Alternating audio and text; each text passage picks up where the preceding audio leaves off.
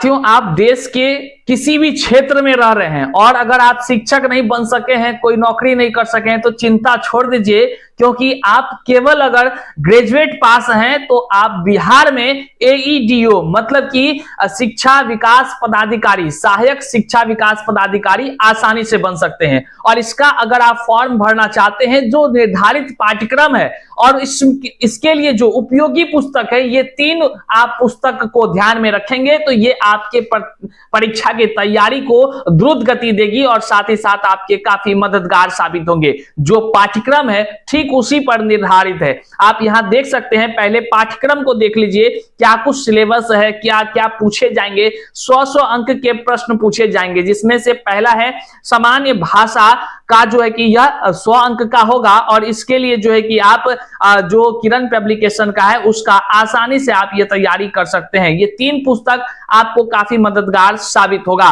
वहीं पर दूसरा है सामान्य अध्ययन, इसमें भी आपको देख लीजिए कि 100 अंक का पूछा जाएगा और सामान्य योग्यता जनरल एप्टीट्यूड का जो है इसमें भी आपको 100 अंक का और जो है कि 2 घंटा का समय दिया जाएगा, पूछा जाएगा। साथियों, ये तीनों भाग के लिए कह लीजिए तो आपके जो लिए इंपॉर्टेंट जो बुक है, वह बुक जो बीपीएससी के पाठ्यक्रम पर आधारित होगा, वह बुक आप यह 3 पुस्तकों के माध्यम से आपको प्राप्त होगी और आपको काफी इस एग्जाम में मदद मिलेगा। तो देख लीजिए इस पुस्तक की खासियत क्या है कि अब 1 लाइनर अप्रोच है सामान्य ज्ञान का, जो एनसीईआरटी के नवीनतम पैटर्न पर आधारित है। आप इतिहास की बात कर लीजिए और फिर भूगोल की बात कर लीजिए, अर्थव्यवस्था की, प्राथमिक स्वास्थ्य एवं शरीर क्रिया, तमाम चीजों की जानकारी इसमें है। साथियों, सामान्य ज्ञान के लिए आप ये चुन सकते हैं। वहीं पर आप जो है कि बिहार के तमाम जितने भी एग्जाम्स हुए हैं, उन तमाम एग्जाम चाहे बीपीएससी के माध्यम से हो, बिहार एसएससी के माध्यम से हो, सामान्य अध्ययन का चैप्टर वाइज सॉल्व पेपर भी आपको मिलेगा। साथियों, 2025 तक का आप आसानी से यह भी चुन सकते हैं और यह भी आपके लिए काफी मददगार साबित होगा। वहीं पर साथियों, अगर जो कि गणित एवं तर्क शक्ति की बात करें, जनरल एप्टीट्यूड की बात करें, तो उसके लिए भी आप जो है कि एकदम नवीनतम पैटर्न पर आधारित इस पुस्तक को चुन सकते हैं। बहरहाल ये तीनों पुस्तक आपके एईडीओ बनने की सपने को साकार कर सकती है। निश्चित तौर से नीचे डिस्क्रिप्शन बॉक्स में लिंक दिया गया है, आप जाकर या तो अपने आसपास से खरीद ले या ऑर्डर कर अभी ही खरीद ले, जो आपकी परीक्षा की तैयारी को और भी कह लीजिए कि नए आयाम प्रदान करेगी। बहरहाल तमाम शिक्षक अभ्यर्थियों के साथ साथ देश भर के जो स्नातक पास अभ्यर्थी हैं, केवल ग्रेजुएशन किए हुए हैं, भारत के किसी भी राज्य के हैं, सब अभ्यर्थी इसमें शिक्षा विभाग का एक कह लीजिए बड़ा पदाधिकारी बनने जा रहा है। फॉर्म भरेंगे, परीक्षा पास करेंगे, अधिकारी बन जाएंगे। अब तमाम सवाल उत्पन्न हो गए हैं इस विज्ञापन को देखकर कि क्या शिक्षक बनने के लिए जब बीएड, एस्टेट, डीएलएड, सीटेट, बीटेट, तमाम चीज अहर्ताएं होती हैं, तमाम पात्रता परीक्षा इस सब पास करना होता है। एक शिक्षक बनने के लिए शिक्षक को चलाने वाले, शिक्षक को मॉनिटरिंग करने वाले बड़े पदाधिकारी क्या केवल स्नातक पास वाले योग्य होंगे या फिर उसमें भी संशोधन हो सकती है? लगातार जो सोशल मीडिया है उस पर आवाजें उठ रही है कि उसमें बीएड को शामिल करना चाहिए। सरकार को लगातार लोग टैग करते हुए अपनी अपनी बात को कह रहे हैं। क्या कुछ हो सकता है? क्या जितने भी ग्रेजुएशन पास हैं सबका बल्ले बल्ले हो जाएगा या फिर सरकार कुछ कुछ बदलाव करेगी? क्या इसमें महिलाओं के लिए सीट रखा गया है? खास करके ओबीसी के पिछड़ा वर्ग के जो महिला हैं वहां पर 0-0 लिखा है, उसका क्या मतलब है? क्या महिलाओं के लिए सीट नहीं है?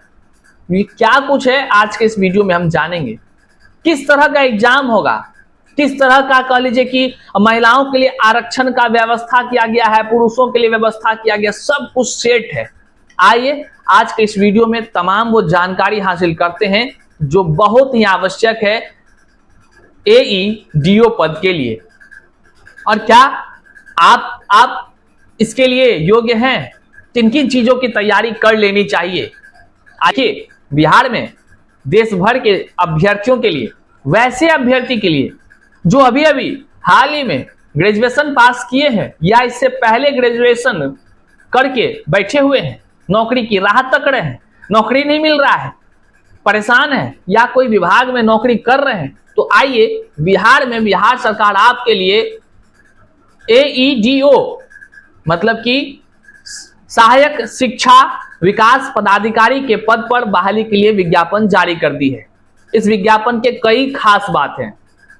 सबसे पहले तो इसमें जो क्वालिफिकेशन रखा गया है वह केवल और केवल स्नातक रखा गया है, जिसके विरोध में कई सारे लोग आवाज उठा रहे हैं कि भाई साहब शिक्षक बनने के लिए इतना सारा बात है, इतनी सारी अहर्ताएं होती है और शिक्षक को चलाने वाले जो सहायक शिक्षा विकास पदाधिकारी होंगे वो केवल स्नातक वाले होंगे। ये अब इस एक बड़ा सा द्वंद्वता वाली बात हो गई है। वहीं लोग कह रहे हैं क्या इसमें B.Ed शामिल करना चाहिए, PG करना चाहिए, वगैरह वगैरह बातें कर रहे हैं, सब विस्तार से चर्चा करेंगे। लेकिन खबर क्या है पहले ये देखेंगे, महिलाओं के लिए क्या सीट है इसको भी देखना और समझना पड़ेगा साथियों। सबसे पहले बिहार लोक सेवा आयोग ने शिक्षा विभाग के अंतर्गत सहायक शिक्षा विकास पदाधिकारी AEDO के 935 पदों पर नियुक्ति के लिए प्रक्रिया प्रारंभ कर दी है। परीक्षा में शामिल होने के लिए ऑनलाइन आवेदन 27 अगस्त से ही शुरू हो जाएगी, जो 26 सितंबर तक आपको चलेगी। मात्र इसमें 100 रुपए आपके परीक्षा फी होंगे। जैसा कि आप जानते हैं हाल ही में कैबिनेट से किसी भी परीक्षा फॉर्म को भरने के लिए 100 रुपए का ही अब देना पड़ेगा अभ्यर्थियों को, यह निर्धारित किया गया था, वह इसमें लागू हो गया है।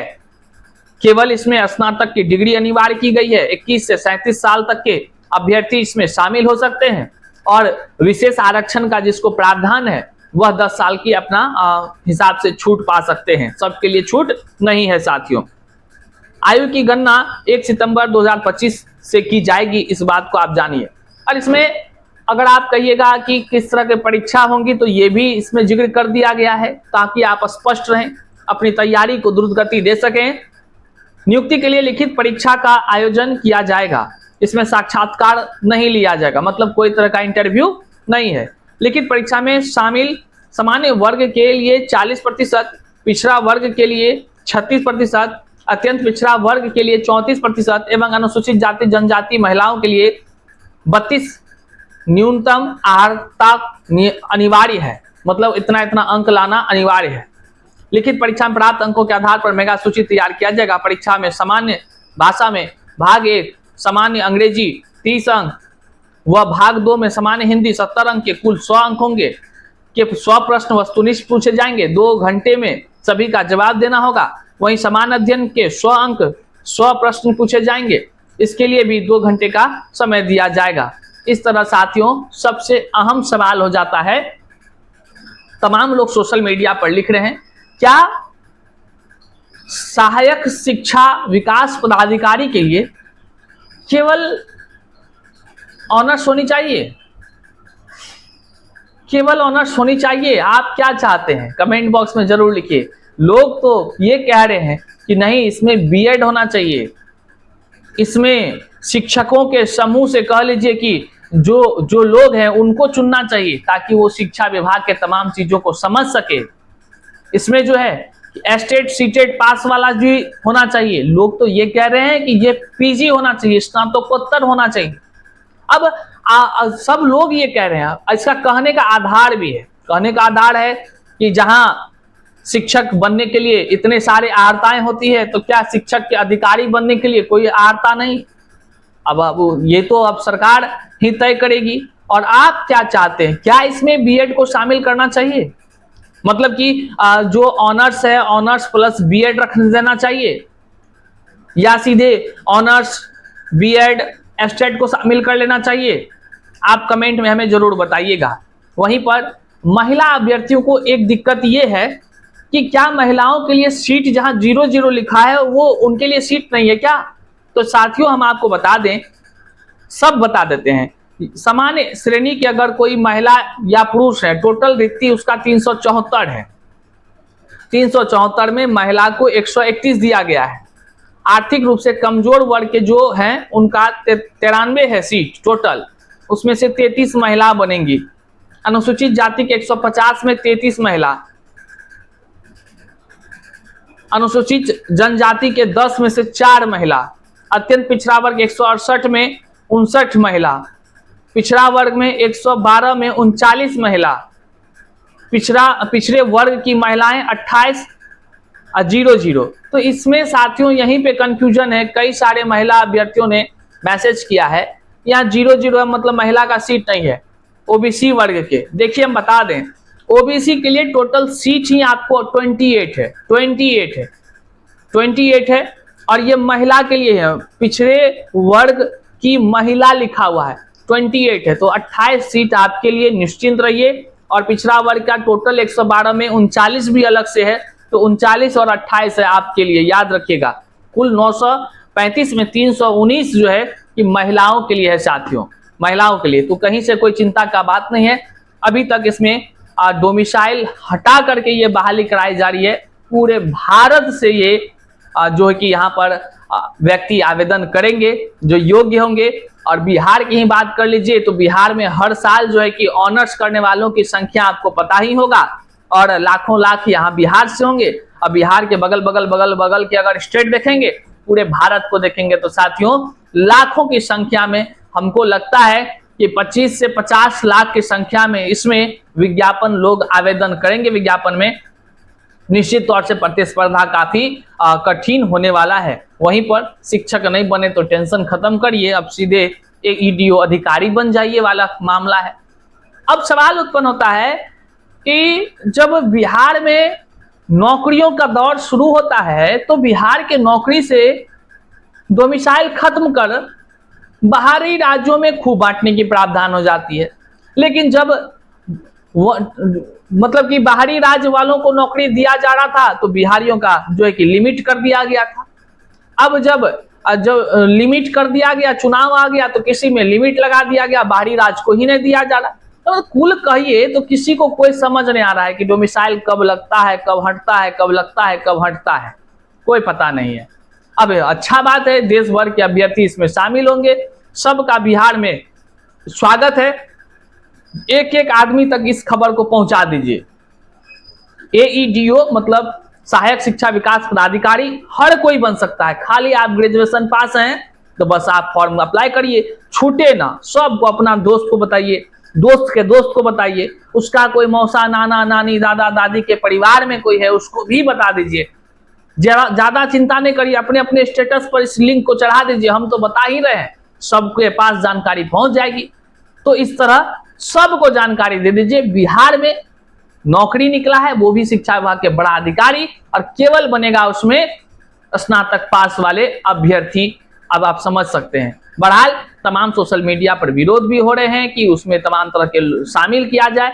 आपका क्या कहना है, क्या एईडीओ की बहाली में बीएड प्राथमिकता देनी चाहिए या नहीं? आप कमेंट में जरूर बताइएगा, अपना विचार व्यक्त कीजिएगा। बहरहाल चैनल पर नए हैं तो सब्सक्राइब कर लीजिए, अपने तमाम साथियों तक जरूर एक बार शेयर कर दीजिए।